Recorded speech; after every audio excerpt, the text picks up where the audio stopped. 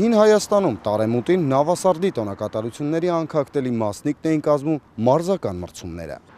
Ավանդույթը անցնելով հազարավոր տարիներ հասել է մեր օրեր եւ այժմ Միացյալ Նահանգների Լոս Անջելես քաղաքում անցկացվում են նավասարդյան մրցումները։ Հոմենտների ջանքերի շնորհիվ 41-րդ անգամ, այսինքն 41 տարի շարունակ անցկացվող խաղերին այս անգամ կմասնակցեն 300-ից ավելի խմբեր եւ 3000-ից ավելի մարզիկներ։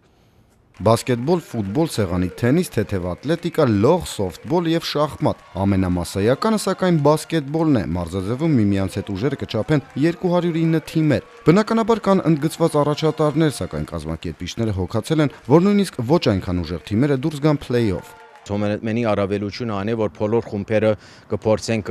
գիսավարտական կամ ավարտական խաղերուն առաջացնել դարբեր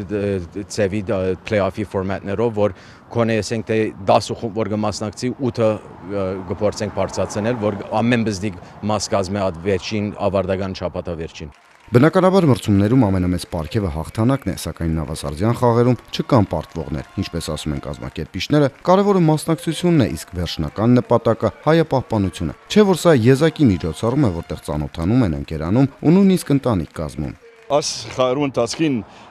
բոլոր հայությունը մեկտեղ կհավաքվի եւ միասին ժամանակ կանցնեն, միասին կմրցին եւ անշուշտ մրցության ընթացքին դարբեր մրցանակներով կդիրանան եւ վերջում բոլոր հայությունը մեկտեղ հավաքված։ Կազմակերպիչների խոսքով այս փուլում նրանք աշխատում են զարգացնել ոչ միայն անհատական մարզաձևերը, այլ նաև թիմային։ Համեմատաբար բարդ է վոլեյբոլի եւ ֆուտբոլի առումով, սակայն եւ մարզիչները եւ մարզիկները ջանք չեն խնայում։ Ծնողներն էլ հանգիստ են ու համոզված, որ իրենց երեխաները ապահով ձեռքերում են։ Հadouk հայկական մտնոլորտ ընտանեկան մտնոլորտի մեջ է իր երեխան եւ 4 օրվա ընթացքին բի վայլե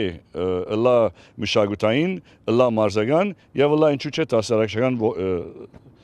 ձիրերը։ Հոմենտմենում հավաստիացնում են, որ տպավորիչ չէ լինելու հատկապես պարգևատրման արարողությունն ու դրան ուղեկցող հրավառությունը, բայց մինչև այդ մարզիկները կշարունակեն պայքարել լավագույնի կոչման համար։ Նավասարդյան խաղերը գիզակետին կհասնեն հունիսի վերջին, երբ բոլոր թիմերը իրենց ուժերը կփորձեն չափել կիսաեզրափակիչներում եւ եզրափակիչներում։